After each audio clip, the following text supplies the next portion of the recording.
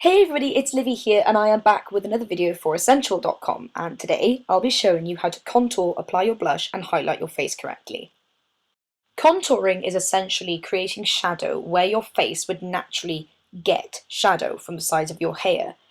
Highlighting is literally creating light where your face would naturally catch the light from the sun. You will need three essential things. The first is a bronzer without any shimmer or sparkle in it. You want to create shadow, and if it's got shimmer it's just not going to look shadowy. This is the Chocolate Soleil bronzer by Too Faced. It's immense, and I like to apply that in all the areas I like to contour. The next is a blush. I'm using Soft Peach by Daniel Sandler because it's thebomb.com. And you'll need a highlighter. I'm using Too Faced Candlelight. I love this. It's gorgeous. Now, let's begin.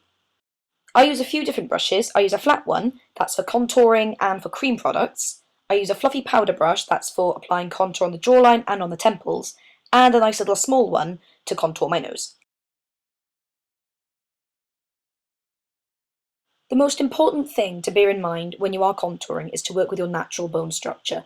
You can't create bone structure, you just have to work with what you've got. So, create a really faint guideline using a little tiny bit of your contour powder so that you know where you're working with later on. Just create a fish face, create a really small, faint guideline. It will really help you later on instead of just packing loads of product on to begin with. Can you see I'm just dragging it down towards my mouth? Now pack a little more bronzer onto your brush, but tap off any excess if you need to. And create a nice little fish face. You want to start packing the product closest to your ear and then letting it dissipate the further you get towards your mouth. You don't want to have one solid harsh line. You want it to be darkest on the outside and lightest going towards your mouth. So the motto for contouring is darkest on the outside, lightest on the inside. For my temples and my jawline, I like to apply my contour powder with a fluffy brush. And where you want to focus this is half on your jawline and half underneath it. That way you're going to create the look of having a really sharp jawline. When contouring your temples or the sides of your face, less is more, so don't put too much on. You want to work in an E shape or a 3 shape, so start at the top and just gently apply it. And if you do apply a little too much, just take a clean brush and just blend it out. All you're doing is creating shadowing and shading where needed. So just make sure you don't pop too much on. But something to bear in mind is that where your hair falls naturally, you're creating the shadowing that you get when your hair covers the sides of your face. Can you see what I'm talking about? Just on the sides of your face where your hair naturally is, you get a shadow. And contouring is creating that shadow even when your hair isn't covering your face.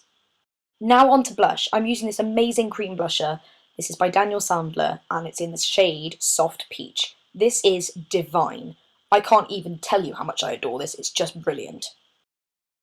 Seeing as I use the same brush to apply my contour and my blush, I'm going to just clean it in between uses. You don't want to drag any of the before product to the same product you're applying, it just mushes everything together. So, really work the brush in there, just wipe off any excess if there's too much. I'm focusing this up my cheekbones, I'm not packing it onto the apples of my cheeks, and you will see why. When you contour, if you put loads of blush on the apples of your cheeks, it's pretty much going to drag your face downwards and not make it look sculpted. It's just going to make it look a bit droopy. So move in the same direction as you did with your contour powder, except drag it upwards so that the base of the product is nearest to the apple, the strongest point of the product, and then just make it bleed away as it goes up.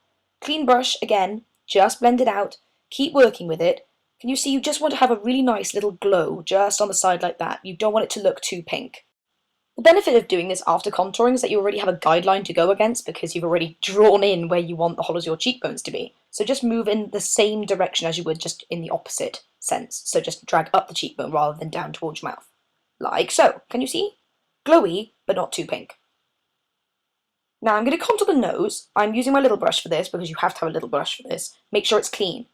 Can you see where my nose naturally grows, if you know what I mean?